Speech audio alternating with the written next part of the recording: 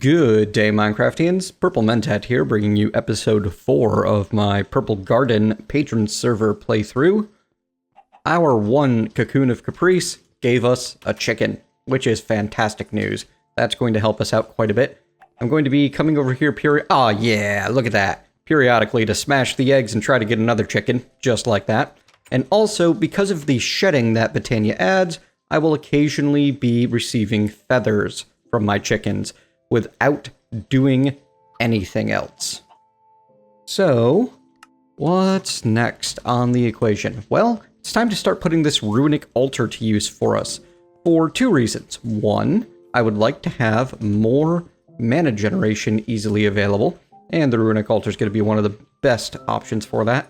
By the way, there was a minor incident involving coming down to the lower platform and some of the torches being missing and a creeper, and let's just say I lost some of my dirt because of it, as well as everything else. So there's been a little bit of recovery time in between episodes where I've been getting stocked back up on manasteel, making myself a new tablet, got some new armor on me. It's nothing much, it's just whatever's dropped from the monster farm. Speaking of, I should really go harvest them, see if I can get any string out of the spiders. But at the moment, we have more important things to do. First off, we're going to need one more mana spreader. This will be our third. And we're going to stick this guy right here and make sure that he is bound to the runic altar, which if you mouse over him, you can see he is. Fantastic. And now, what we're going to need to do, we want 5 manasteel ingots and 1 mana pearl, as well as a bit of living rock. And we're going to add these to the runic altar by right-clicking on them, and then give it a whack with the wand of the forest. As you can see, it is now crafting, sucking up mana from the mana spreader, and once that fills up, we're going to need to toss our bit of living rock on top of it.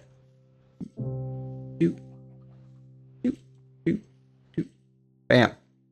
You go a little bit of lightning when it's ready for it, and you go like so, and give it another whack. One Lilium Doll achievement. That's an interesting one.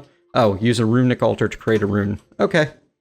So what we're going to be using the Rune of Mana for? Well, this can be used in the Petal Apothecary to create the Rosa Arcana. You need to get some petals together. I'm going to go do that. Let me look up the Rosa so that we can reference it easily. Mystical pink, pink mana, pink mana. We're going to need at least 2 pinks.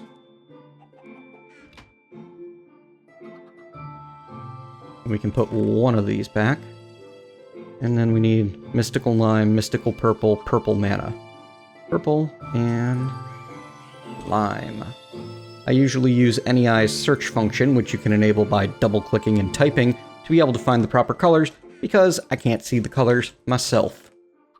Luckily, Botania manages to handle this, unlike some mods that shall remain nameless, by naming the color in the item tooltip. Doesn't seem that difficult, but apparently it's way outside of some people's imaginations. Alright, 2 mana. There we go. Let's go ahead and get this into our Petal Apothecary. We're going to need a new bowl. I'm going to need to make more bowls. I'm out. My mortar and pestle went over the edge as well. And this is going to be 2 pink mana petals, the purple mana petal, and then the mystic purple, mystic pink, and mystic lime, as well as the Rune of Mana. All of that in there, and then you can see we're getting a nice sparkly, look, there's a recipe ready to be made animation out of the Petal Apothecary. Toss in our seeds, and we get a Rosa Arcana. Now, why did I want this? Well, when I plant it down, you'll notice the experience I have immediately begins draining into the Rosa Arcana, which starts going into the mana spreader, which is doing its best to suck it out and fill up the mana pool. And this thing generates quite a bit of mana for the experience that it sucks out, which is going to be great because I'm going to be farming those monsters over there for more and more string anyway. So there's no reason not to use it. Yeah. I like it. I like it a lot. Later on, if I decide I want to start saving up experience, I can always just pick this guy up and toss him in a chest so that he's no longer eating my experience. And then I can start saving experience for usage in other tasks like enchanting. Let me make sure that I get some of my endoflames rebound. Most of them are bound to this guy right now. There we go. But yeah, it's starting to siphon off experience faster and faster. It works on per point of experience rather than on experience level. And it can only process so fast, so it can be useful to make more than one of these, but it's pretty expensive to do early on. As such, I tend not to.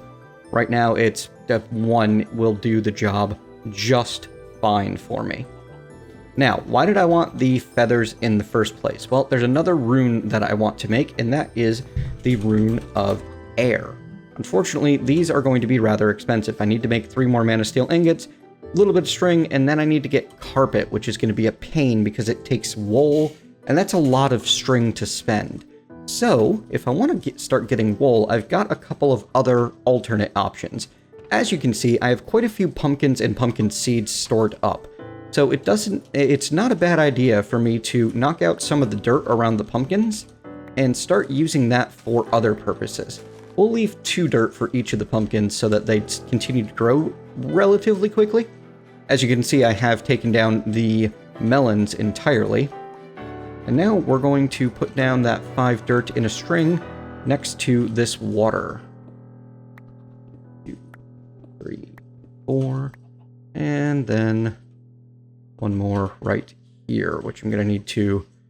you know what? We can get this in place first, and that way the water doesn't have as far that it can go. There we go. Now you can till this using your manasteel shovel and a right click. The flax that we got earlier from Yigamel Chatels is going to allow us to make wool easily using our bone meal. Just pound it a couple of times with some bone meal, and you get some seeds back, as well as a bit of flax fiber. Where did my bone meal go? There we go. It's only going to it looks like it's only going to take 2 swings most of the time to become mature. Unfortunately, you're not guaranteed to get your seeds back, so well, I think we're at a point where we're no longer going to be lacking in seeds, so we should be good now. Now, you've got 2 options at this point. You can just keep using the flax to get your wool, and that's not a bad plan. But you still are going to need lots and lots of string if you want to be making a lot of Cocoon of Caprice. And in this pack specifically, we've got a better option for getting string than just killing spiders, if that's what you would like to do. You can make yourself a market from Pam's Harvest Craft, like so, using an emerald and 4 wool. And then you can use that market plus some emeralds to buy the cotton seeds. When you grow cotton, you can turn 3 of it into string. 3 of it into 2 string, specifically. And like most Pam plant, you'll be able to turn the finished product back into the plant itself. Alright, there we go. That's enough to make a handful of string. I mean a handful of wool. So that we can now get our carpet. And now I'm going to go see if we have enough mana in here to make 3 more manasteel. If you don't want to throw things in one at a time, you can throw in the stack and it'll quickly process the whole thing. Just like so. So, now we needed the 3 manasteel, the 1 carpet, the feather. What else was there? Rune of Air. Ah, bit o string. Right.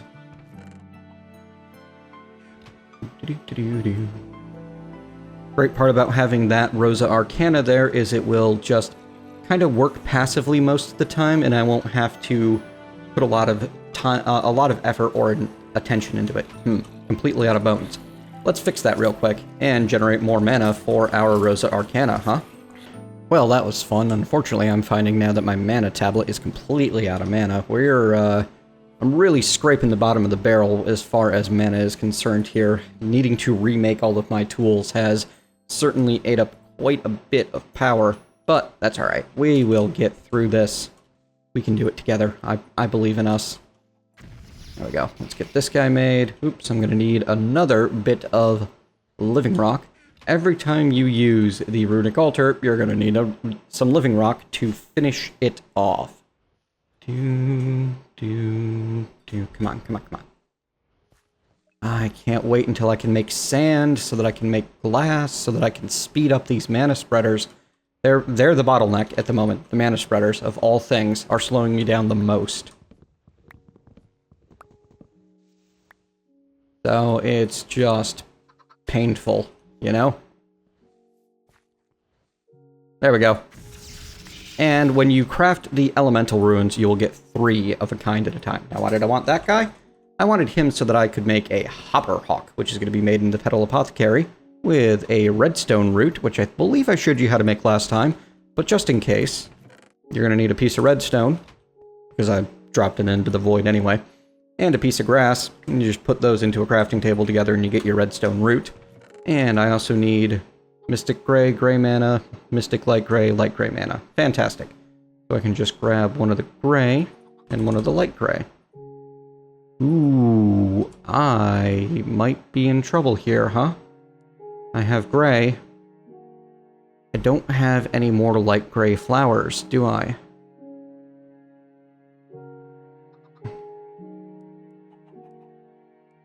Well, that's a shame. Alright, I'm going to reorganize things a bit briefly so that I can make more grass happen. We'll dig up all of our seeds and dirt and such. And I'm also going to spend a little bit of time making sure that I have a solid second layer of these slabs everywhere that I can reach, just so that I know that I don't lose anything else into the void if I dig down. There was a very heart-wrenching incident earlier involving me digging straight down and thinking there was a platform underneath me, and there was not. And then I had to catch myself on the water ladder, but I had managed to avoid going into the void a second time. That was nice.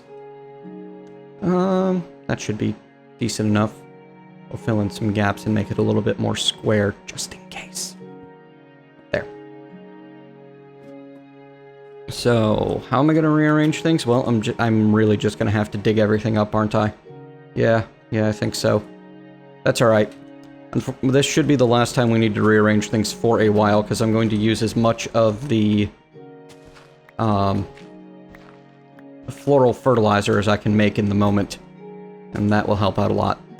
Be back in a moment after I have used as much floral fertilizer as I reasonably can, and we have more flowers to work with. Or I could accidentally hurl myself into the void while carrying all of my things, because despite trying to make the platform large enough and being careful about not accidentally dropping myself straight through something, turns out there's no second block underneath this block. Luckily, as long as you have a mob farm and some saplings and you don't lose all of your dirt, you can recover. Oh, well, that's nice. Unluckily, I have lost 9 more pieces of dirt, so I'm down to 16 total. I really need to stop falling into the void before I get to the Nether. Once I reach the Nether, I will very easily be able to create an infinite source of dirt, but until then, I'm in trouble if I keep doing this. The other thing that you're going to need if you accidentally harvest all of your grass is to have some mana in your mana pool and some long grass already in your storage, so that you can make a pasture seed and restore everything to regular grass. Alright, dandelions and poppies we are very low on, but that's okay. Oh yeah, that's right, we don't need to worry too much about those, because we can just use whatever flowers are most plentiful. Anyway, I'm going to go through the whole setting back up and recovering process, which is going to take me a little bit of time. Once we return, we'll move on from where we were at with our air runes, which I'm going to have to replace. Ugh. I'm just glad I managed to get all of my seeds into the chest. I did get all my seeds into the chest before I died, right? Flax, melon, pumpkin. Oh, no. The endoflames, the pure daisy, and the rosa arcana are gone.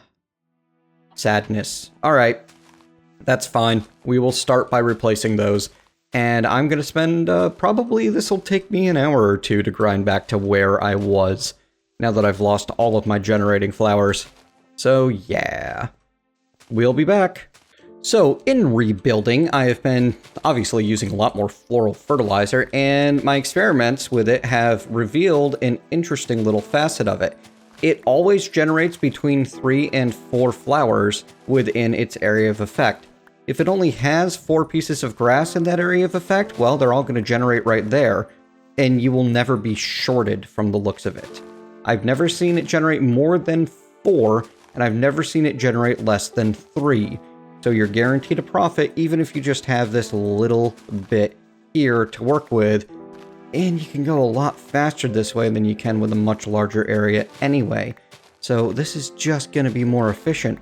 I will definitely have to, well, I don't know. Maybe I should go back to that first episode and put up an annotation and say, hey, just use the 1. Just used a 4x4. It goes so much faster. Or a 2x2 even. Yeah, one of them. Hell, hey, I got my mystical gray and mystical light gray flowers now. Yay.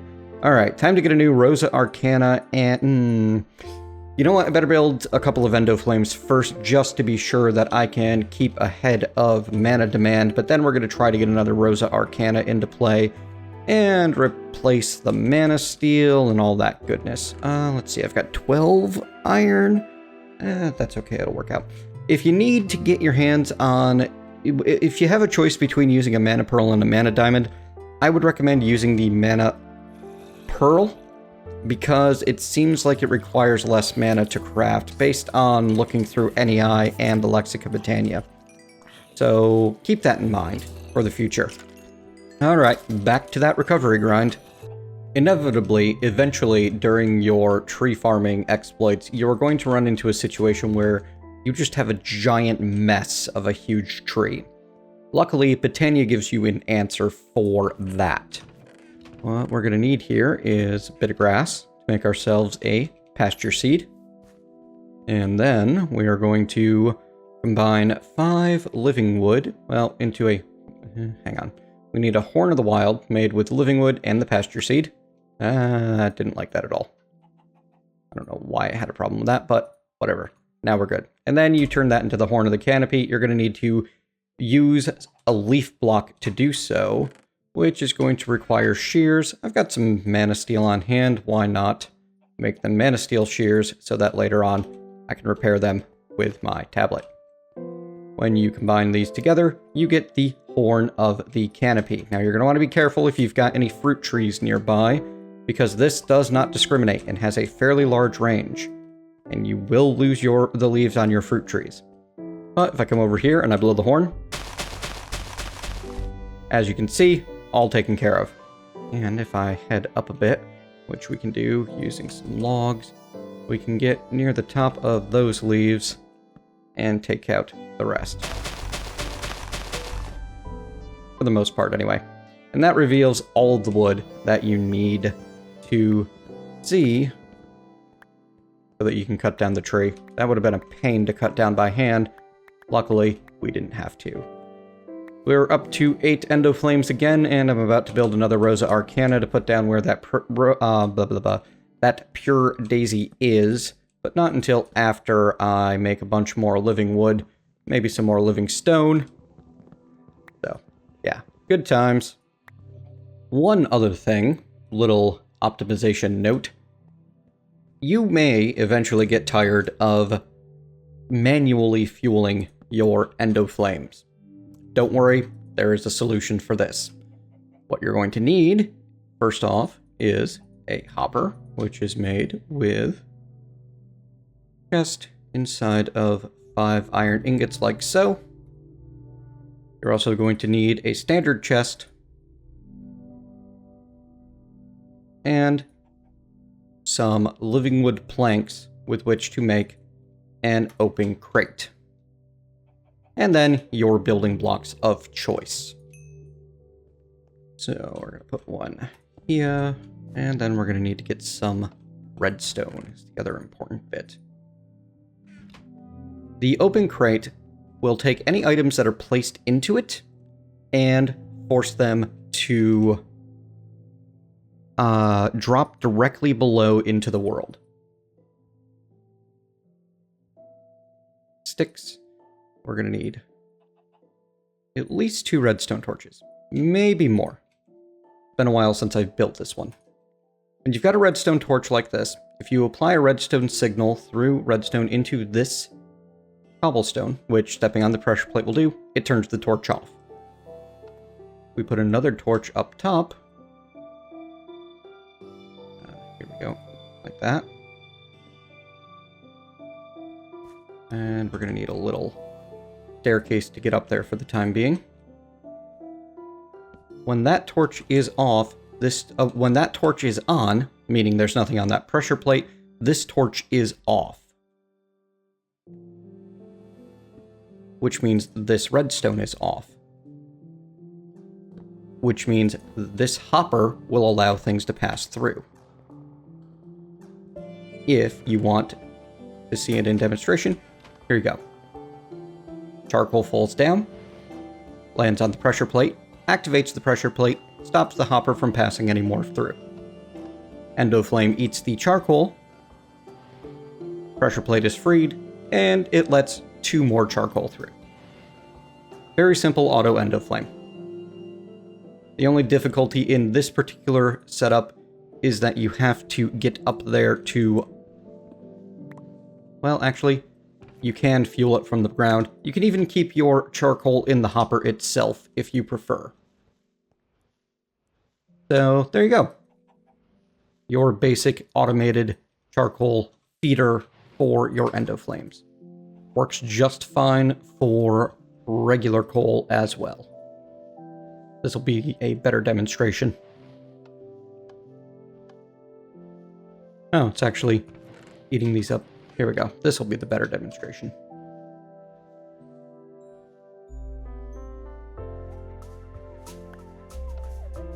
There you go. He uses up 2. Fantastic.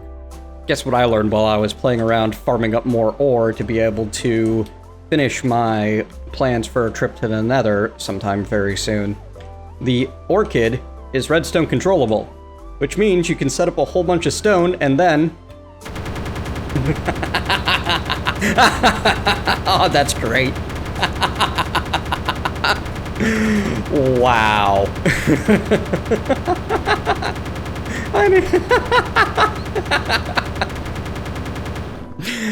That was too satisfying. I just had to share that moment with you. Alright. Let's be a little serious here now. Okay, so we have almost everything we need for the hopper hawk. We got more rune of air made. I need to make some redstone roots, don't I? I'm running low on grass. I better make some more of that before I run out. Too much redstone at this point, just about. We're going to make 2 hopper hawks for the time being. And what did those require? Oh yeah, they needed gray and light gray, right? That was what led to the disaster in the first place. We're finally back to where we started. Yay. So let's grab a gray and a light gray. The lack of a single flower is what led to hours of extra work. Actually, I'm going to need... Okay, the lack of 2 flowers then. There we are. That was good. You become mana. You too. Excellent. Oh yeah, and I got my new Rosa Arcana set up.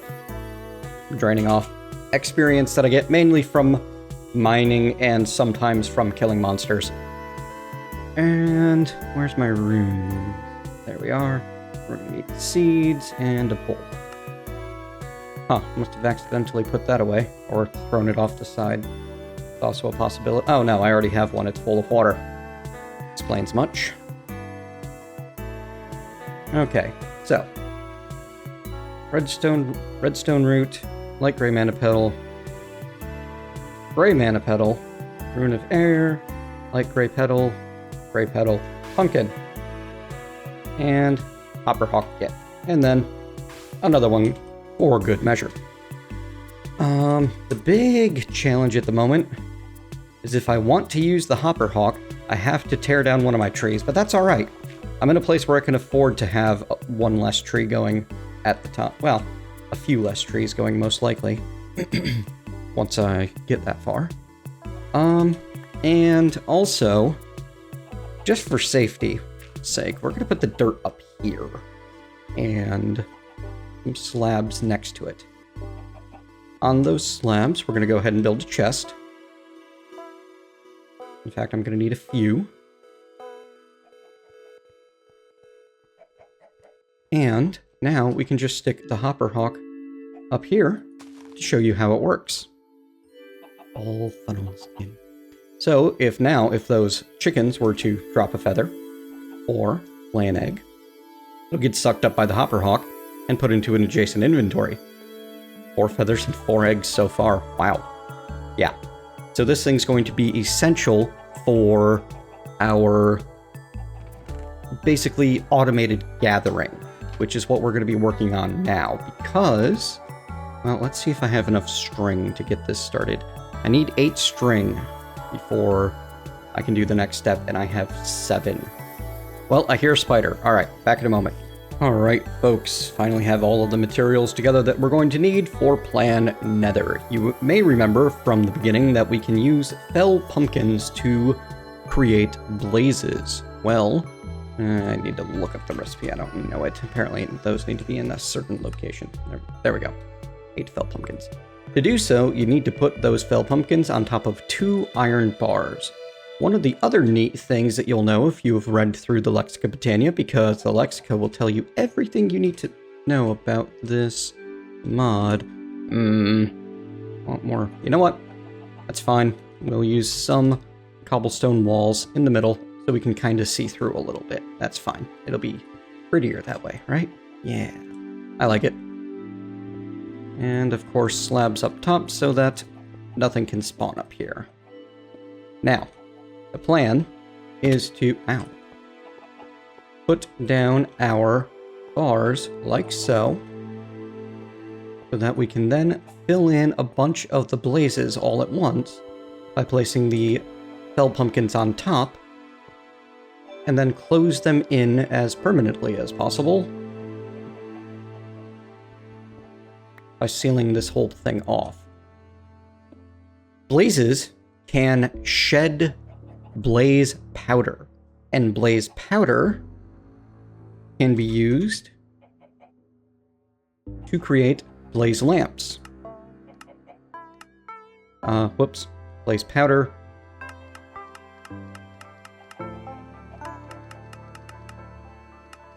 There it is. Can make blaze lamps. Blaze lamps can create obsidian when used with the pure daisy. They are also good as fuel, and I'm not certain how many they will process 60 items, which, if you compare that to, say, a block of... not a block of C. There we go. Block of charcoal from garden stuff will process 80. Block of coal will process 80, which is... so the blaze will essentially provide us with a near limitless amount of fuel that we'll be able to use for our endoflames. Unfortunately, they also change quickly. Oh dear, I did not expect them to change quite that quickly. Luckily, they will only... That one can still see me. I'm gonna have to kill it. That's fine. Unfortunately, they do not drop blaze rods. Oh dear, don't die. They only drop blaze powder. I thought that it would be a slow process, not an instant one. That is an issue for me. I'm not certain if I can get more in there without dying ow. Speaking of dying horribly. Luckily, the hopper hawk caught most of my things. It can pick up within 7 blocks of itself. Unless you supply it with mana, in which case it can pick up from further distance. Hopefully nothing fell off the edge. We'll check into that in a bit. For now, let's see if we can get them trapped by doing this. And then we're gonna make another one. And we're pretty much gonna go and make one, trap it. Make one, trap it. Make one, trap it. Make one, trap it. Oh no. No, go back down. They only rise up when they think they can get to you.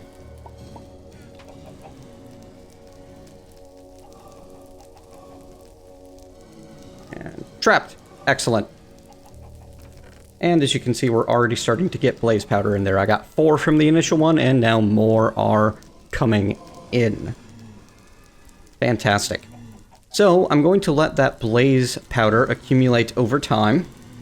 And once I have enough to work my way to the Nether, I shall do so. In preparation for the Nether, because I expect it to be a rather nasty place. I definitely lost a couple of things, but nothing essential, nothing key. At this point, unless I lose dirt, I'm pretty much not losing anything that can't be replaced. Not the most amazing thing in the world to lose stuff, but eh. The other big problem that I'm going to run into, I cannot move too far away from these blazes without risking them despawning at this point. So I'm going to need to pretty much hang out here until I get 90 blaze powder or so.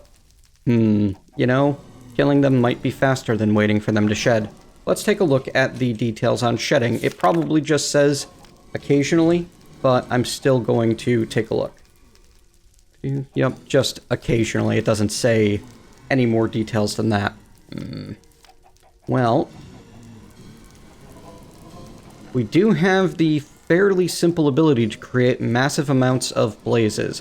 I think that it's probably a lot faster to kill these guys than it is to chain them up and hope that they die of natural causes. So that's what's going to happen.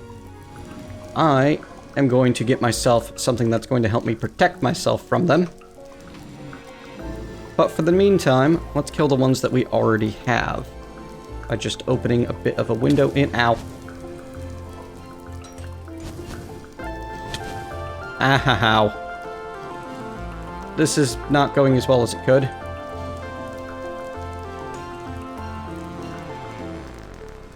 That's okay. We're going to take them out.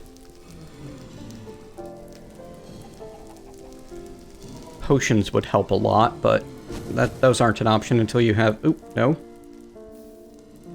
Do not burn down my farms. Well, actually, the only thing they can hit is my apple tree. Which would suck, but not the worst thing in the world. I need to make sure I stay out of their melee range, because they hurt. Okay, one down.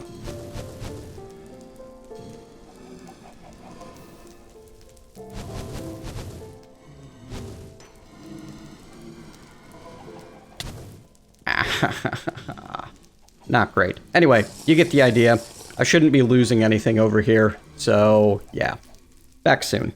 Alright, blaze is down, and slightly more than a third of what I needed. So, we are doing just fine on that. We'll definitely make use of this. I'll build a slightly better blaze killer area between now and next time. And yeah, there's gonna be that's not acceptable, needing to actually risk death to handle them. Nope. So we'll do better next time. Right now, though, let's deal with what we're going to do to protect ourselves in the Nether, as well as provide ourselves a little bit more durability and longevity against those blazes. Simple enough. 24 manasteel later, as well as... Oh, you know what? I need my tablet back. Come here, mana tablet. You need to charge up with everything that's available in that mana pool. Well as charging up our mana tablet, and now we can make some manasteel armor, which has about the same protection as iron armor. Hang on. Nope, I need 3. There we are. Bam, bam, bam. But it will restore itself. Ooh, 10% less mana cost on mana tools. I did not know it did that. Once you have all 4 on, it's cheaper. Yay! So, the manasteel will repair itself from your mana tablet, just like everything else that is made out of manasteel. And there is one more thing that we can make that will help us out in the same way. Let's see if I have any coal lying around anywhere. I do. Gonna need just a bit more. And I need to get some string, which I think I have more lying in the chest at the moment. Oh, just the one, but there's some more spiders in there. Die, die, die, die, die, die.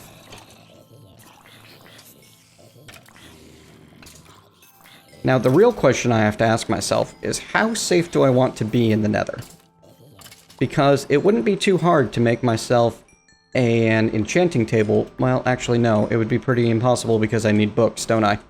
I need one more string. Darn it, darn it, darn it. Okay. I'll be back in a moment. Alright, here we are. The last big plan. We get some mana infused to string. Combine it with our living wood twigs. And we get a living wood bow. Works just the same as a regular bow, except it will repair itself from a mana tablet. In fact, I believe I can toss it into the world. I'll show you this. Nope. Doesn't work that way, unfortunately. So much for that. Anyway, that's going to be all the time that we have for today. Between now and next time, I'm going to spend some time farming some flax to create wool to create the market. Because I really want to get some cotton seeds for string. That's my limiting factor at the moment. The amount of every one string I get at this point is another blaze that I get to kill. That'll speed things along greatly. So I'm going to farm flax to get a market, to buy cotton seeds, to farm cotton, to get string, to kill blazes, to get blaze powder. And then I'm going to use that blaze powder next time to go to the Nether. It's going to be a fun time. So thanks very much for joining me. Hope you have enjoyed today's episode. If so, leave a thumbs up. Tell me what you liked about it. If not, leave a thumbs down and tell me what I can do better. Either way, if you want to see more of these videos from me, click subscribe. And hope to see you next time.